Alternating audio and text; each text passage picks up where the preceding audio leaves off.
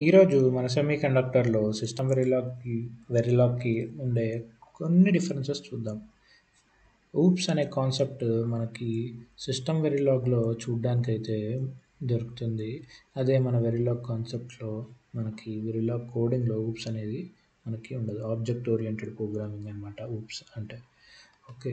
And మనము for లూప్‌లో ఉండే డిఫరెన్స్ చూడొచ్చు. మనకి ఫర్ లూప్‌లో ఇంక్రిమెంట్ ఎలా చేస్తాము వెరిలాగ్‌లో అంటే i = i+1 అని చేస్తాము. అదే సిస్టమ్ వెరిలాగ్‌లో అయితే i++ అని చేసేయొచ్చనమాట.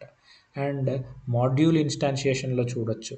ఇప్పుడు మనకి ఒక మాడ్యూల్ ఉంది. DUT అనే మాడ్యూల్ ఉందనుకుందాం. సో, దాన్ని DUT_1 అని పెట్టి ఏ ఇలా మనము ఆ పర్టిక్యులర్ వేరియబుల్ రిఫరెన్స్‌తో ఇచ్చేవాళ్ళము. డాట్ బి, బి అని, డాట్ సి, సి అని ఇలా ఇచ్చేసేవాళ్ళం మనము. అదే మనము సిస్టమ్ వెరిలాగ్‌కి వచ్చేసరికి డైరెక్ట్‌గా వేరియబుల్ నేమ్స్ ఇవన్నీ సేమ్ ఉన్నాయి కాబట్టి ఆర్డర్ పర్టిక్యులర్‌గా ఆర్డర్ పెట్టుకొని మనము సింపుల్‌గా DUT_1 అని ఇస్తే ఏ, బి, సి అని ఇచ్చేయొచ్చు. సో, ఇది ఒక అడ్వాంటేజ్ మనకి. ఓకే.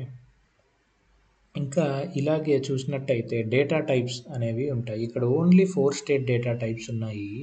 ఇక్కడ 4 state and 2 state data types అయితే చూడడానికి మనకు చూస్తాం. 4 స్టేట్ డేటా టైప్స్‌లో లాజిక్ అనే కొత్తగా ఒక వేరియబుల్ కూడా మనకి ఇక్కడ చూడ్డానికైతే వీలవుతుందనమాట. ఇది మనకు కొన్ని డిఫరెన్సెస్ సిస్టమ్ వెరిలాగ్‌కి అండ్ వెరిలాగ్‌లో ఉండే differences. Thank you. Please subscribe to Mala Semiconductors. Please like, share and subscribe. Thank you.